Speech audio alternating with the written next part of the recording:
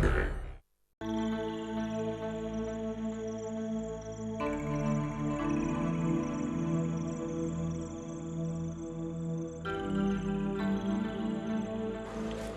रणवीर, आपके लिए बुरी खबर है। अब क्या हुआ ऑफिसर? किसी ने जूली का कत्ल कर दिया। अभी अभी गोवा पुलिस ने हमें फोन करके बताया। ये कैसे हो गया? बहुत अजीब इत्तेफाक है ना। आप ही के जान पहचान के दो लोग 4 दिन के अंदर मर जाते हैं। ऑफिसर, लेकिन ये हुआ कैसे? क्या मालूम, पर क्या आपको ऐसा नहीं लगता कि हमारा सबसे ज्यादा शक आप पे जाना चाहिए? क्योंकि आप ही वो शख्स हैं जिसे पता था कि जूली गोवा में है। देखिए ऑफिसर, मैंने कविता को नहीं मारा है और जूली से तो मैं प्यार करता था। हम दोनों परेशान जरूर थे, लेकिन पता चल जाएगा सच क्या है, झूठ क्या है। हम गोवा जा रहे हैं ये पता लगाने कि जूली की मौत का इस घटना से कोई ताल्लुक था कि नहीं। आपके लिए बेहतर होगा कि तब तक आप इस शहर को छोड़कर नहीं जाएं। एनीवे, हमारा एक आदमी आप पे नजर रखेगा।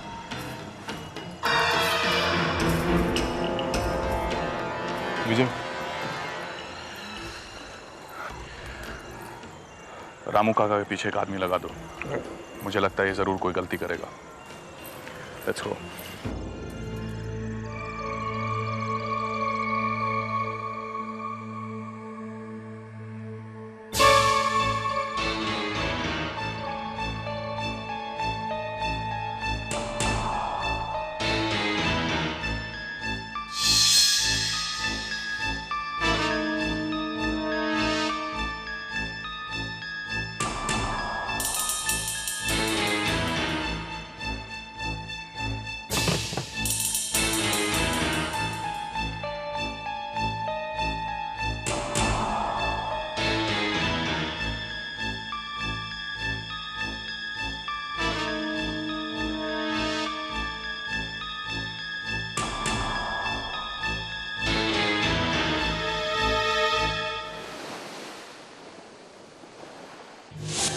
सर, जूली का मर्डर परसों रात को हुआ था इस चाकू से, लेकिन मर्डर ने अपनी उंगलियों के निशान इस पे से मिटा दिए। और सर, जूली के घर से कोई सामान चोरी नहीं हुआ, इसलिए कातिल का मोटिव चोरी करना नहीं था। मौका वारदात से और कुछ पता चला? हाँ सर, एक आई विटनेस के जरिए हमें यह पता चला कि एक आदमी उसके घर का चक्कर काट रहा है। उसके डिस्क्रिप्शन के हिसाब से हमारे आर्टिस्ट ने ये स्केच तैयार किया है। ये तो महेश है। इसका मतलब है हमारा शक सही निकला। मुझे लगता है महेश इन कातलों से मिला हुआ है। हो सकता है, लेकिन हम महेश को ढूंढेंगे कैसे? हो सकता है महेश यहाँ से चला गया हो। सर, आप तो जानते ही हैं कि ये एक टूरिस्ट प्लेस है और यहाँ आने जाने वालों को आइडेंटिफाई कर पाना बहुत मुश्किल होता है। अगर हम उसके फोटोग्राफ्स टीवी पर फ्लैश करें तो?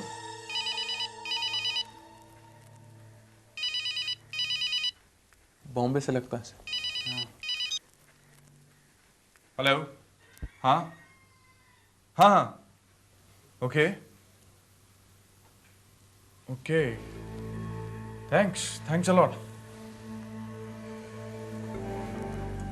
235116 इस नंबर पे डायल कीजिए। महेश आपको मिल जाएगा। Are you sure? सर, ये नंबर कहाँ से मिला आपको? आज रामू काका ने इस नंबर पे डायल किया। आई एम श्योर ये महेश का नंबर है। रामू काका? मतलब वो भी मिला हुआ है? Okay, thank you. सर, ये पैराडाइज होम का नंबर है। Very good, let's go.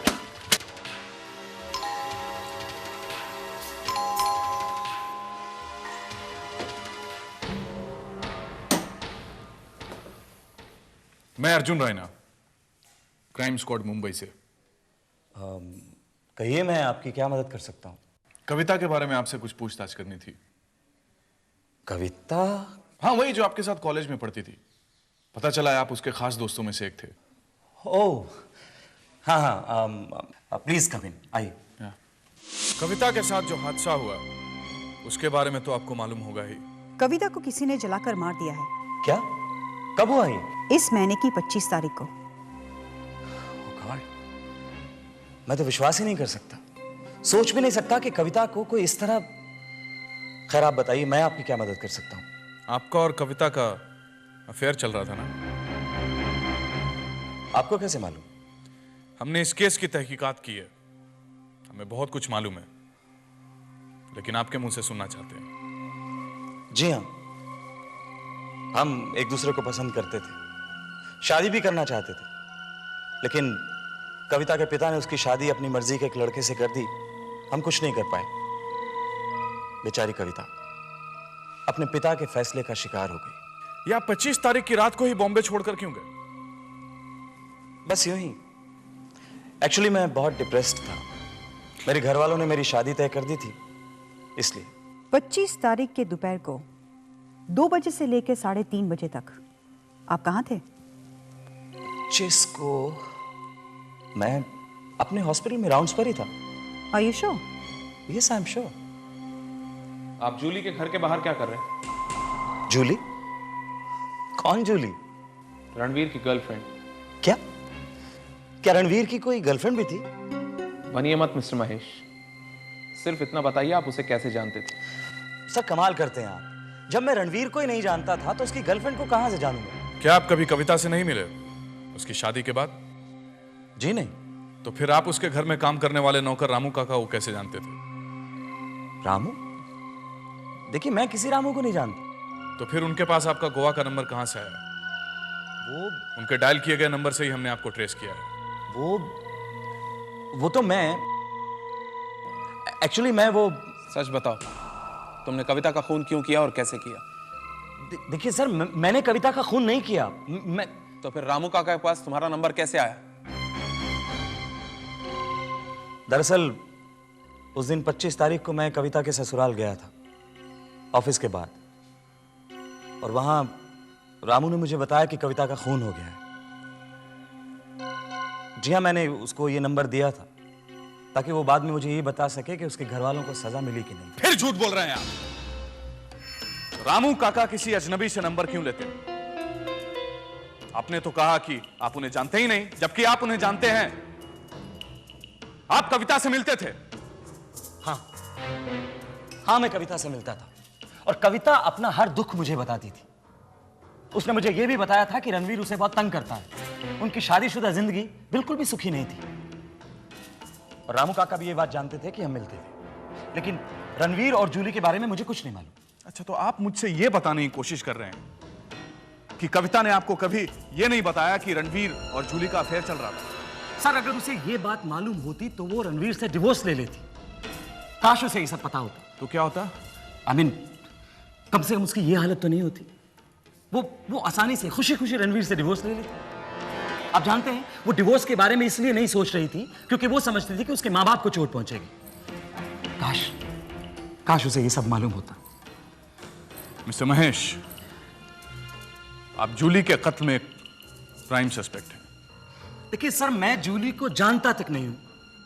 खैर मनाइए कि अभी आपके खिलाफ हमारे पास कोई सबूत नहीं है, क्योंकि हादसे के वक्त आप हॉस्पिटल में अपनी ड्यूटी कर रहे थे।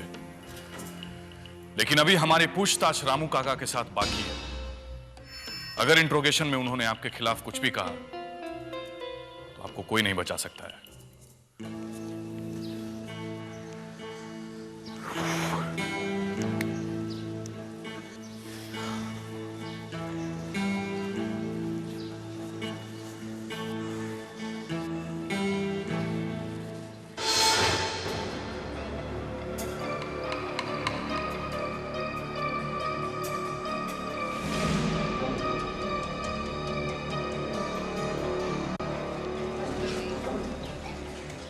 विजय, मुझे महेश और कविता वाली फोटोग्राफ दो। आप फोटोग्राफ्स का क्या करेंगे? Give it to me fast. आपने इस आदमी को कहीं देखा है? कहाँ रहते हैं ये साहब तो कॉटेज नंबर 403 में रहते हैं। हाँ, कॉटेज नंबर 403। ये इनसे मिलने कोई आता है क्या?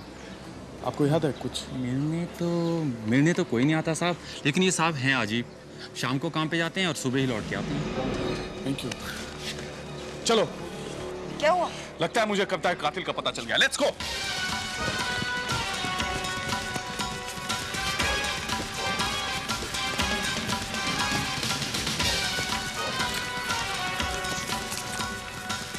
मिस्टर महेश,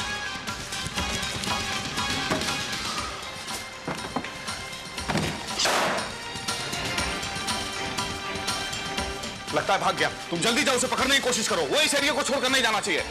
तुम गोम्स को फोन लगाओ इमीडिएटली।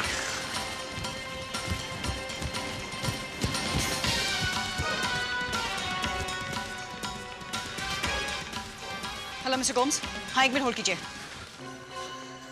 गोम्स, मैं अर्जुन राणा बोल रहा हूँ। मेरी बात ध्यान से सुनो। हम लोग महेश के घर पहुंचे, लेकिन वो यहाँ से भाग चुका है। मैं उसके फोन से एक नंबर डायल करने वाला हूँ। ऑपोजिट साइड को बात में फंसाने की कोशिश कर रहा हूँ, तब तक नंबर ट्रेस कर लो तुम। Is that clear? Sir 5 minute लगेंगे। नहीं, हमारे पास इतना समय नहीं है। सब कुछ जल्दी में होना चाहिए। Okay, so tell me when you are ready. Okay, hand over.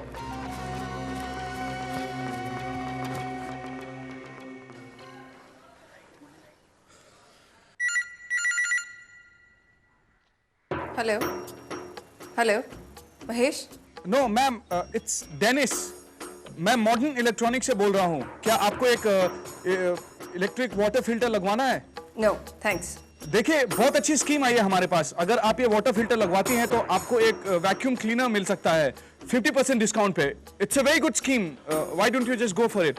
मैं कब डिमॉन्स्ट्रेशन दूं आपको आके? मैंने कहा ना, हमें कुछ नहीं चाहिए। आपको ये नंबर कहाँ से मिला?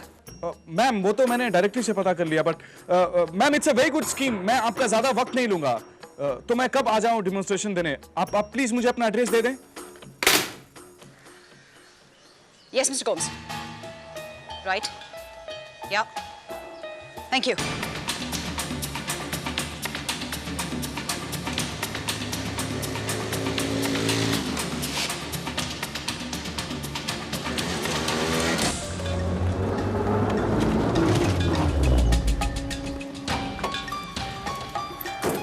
क्या हुआ? एड्रेस मिल गया, लेकिन यहाँ रहता कौन है? अभी पता चल जाएगा। चलिए, कम ऑन गाइस, फास्ट।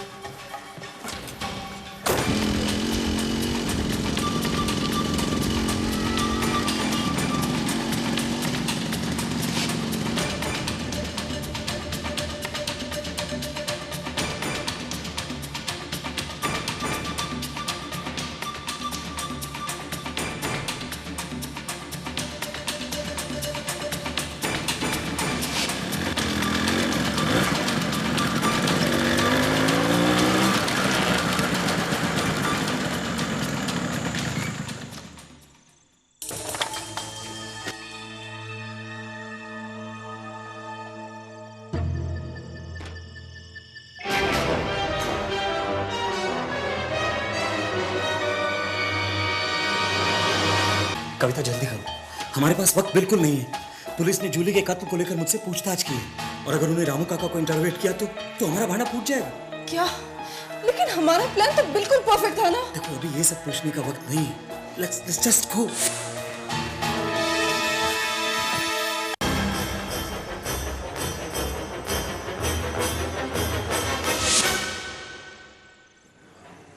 हाँ विजय, ये दोनों कन्फेशन के लिए तैयार है। हाँ तो कविता जी, हमें ये बात तो मालूम थी कि आप दोनों का अफेयर चल रहा था, बहुत जोरदार। आप दोनों एक दूसरे के साथ शादी भी करना चाहते थे शायद, लेकिन आपके पिताजी ने आपकी शादी रणवीर के साथ कर दी। आप दोनों ने ये प्लान आपकी शादी के बाद बनाया था? नहीं, अगर रणवीर मुझे दहेज के नाम पर तंग नहीं करता तो शायद ये कदम मैं कभी नहीं उठाती। लेकिन रणवीर ने तो मेरा जीना मुश्किल कर दिया था, और अगर मैं अपने आप को बचाती नहीं तो शायद आज मैं जिंदा भी नहीं होती। तो अब अपने पति से तलाक क्यों नहीं ले लिया आपने? मुझे लगता था रणवीर मुझे कभी तलाक नहीं देगा, और अगर वो मुझे तलाक देगा भी तो मैं अपने घर वालों से क्या कहूँगी। इसलिए शादी के बाद भी मैं महेश से मिलती रही। जानती हो, मैं आज भी तुम्हें उतना ही प्यार करता हूँ जितना पहले करता था। महेश, मेरा प्यार भी तुम्हारे लिए कुछ कम नहीं हुआ। आज भी अगर मुझे मौका मिले ना तो मैं सब कुछ छोड़कर तुम्हारे पास चली आऊं। अच्छा, तो फिर रोका किसने है तुम्हें? मेरे ससुराल वाले, मेरा पति, मेरे माता पिता।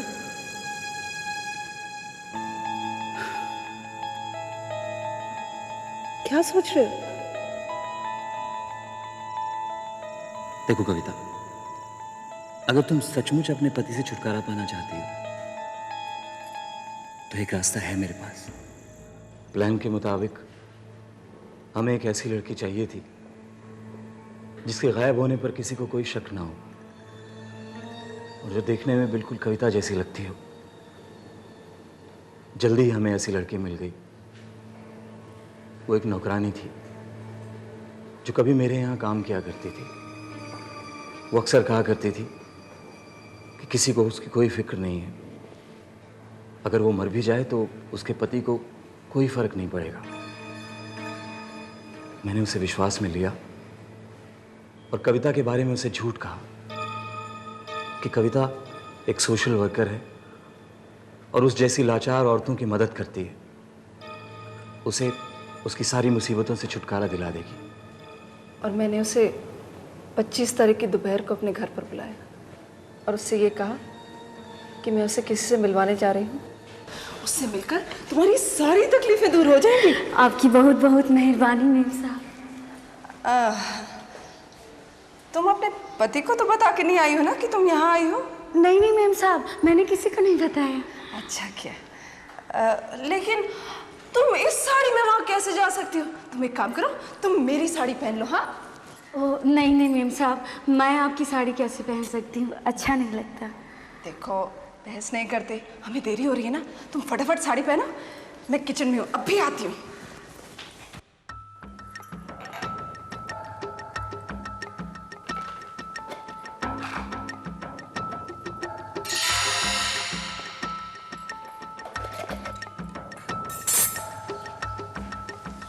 पहन ली साड़ी? कितनी अच्छी लग रही है। ये इसको ऐसे कर लो। ये लो, ये जूस है, पी लो। ये क्या है मैम साहब? जूस पी लो, फिर चलते हैं ना, जल्दी करो। P low.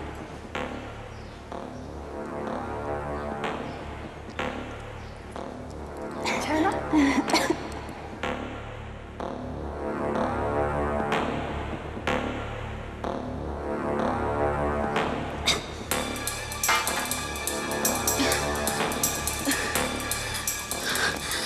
जूस पीते ही बाई बेहोश हो गई। उसके बाद मैंने अपने पापा को फ़ोन लगाया और घबराई हुई आवाज़ में उन्हें ये कहा कि मेरे ससुराल वाले मेरी जान लेना चाहते हैं और वो फ़ौरन यहाँ आ जाए। उसके बाद मैंने फ़ोन काट दिया। मैं दौड़ती हुई ऊपर गई और अपने कमरे में जाकर कुछ कैश और कुछ ज्वेलरी एक बैग में डाली। उसके बाद मैं नीचे आई। बाई अभी तक बेहोश पड़ी थी। मैंने केरोसिन लिया और उसके ऊपर डाला।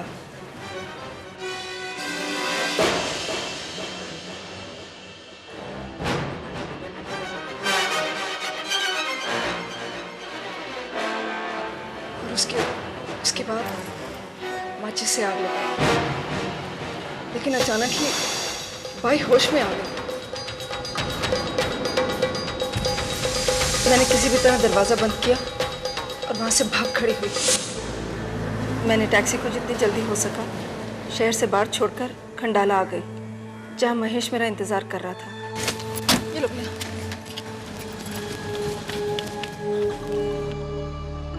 अरे सुनो, 2 चाय लाना। काम हो गया? हाँ। हाँ।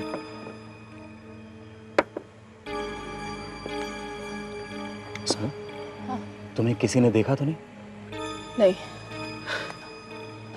लेकिन जलने से पहले बाई होश में आ गई थी। बाप रे, मैंने किसी भी तरह उसे किचन में बंद किया और फौरन भाग गई। मैं कुछ कैश और जेवर भी लेके आई हूँ अपने साथ। That's good. I think let's go. चलो। चलो।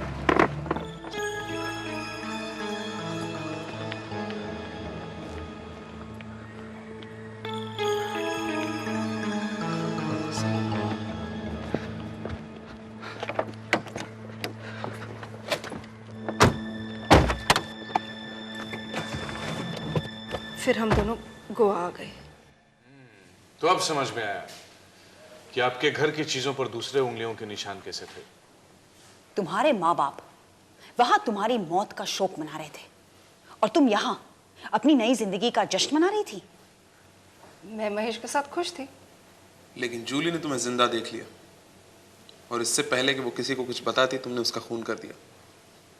हाँ, मैं तो जूली को जानती भी नहीं थी, पर जिस तरह वो सुपरमार्केट में मुझे घूर घूर कर देख रही थी, मुझे लगा उसने मुझे पहचान लिया। मैंने और महेश ने उसका पीछा किया और हमारा शक सही निकला। घर जाते ही उसने रणवीर को फोन करने की कोशिश की। हमें मजबूरी में उसका कत्ल करना पड़ा।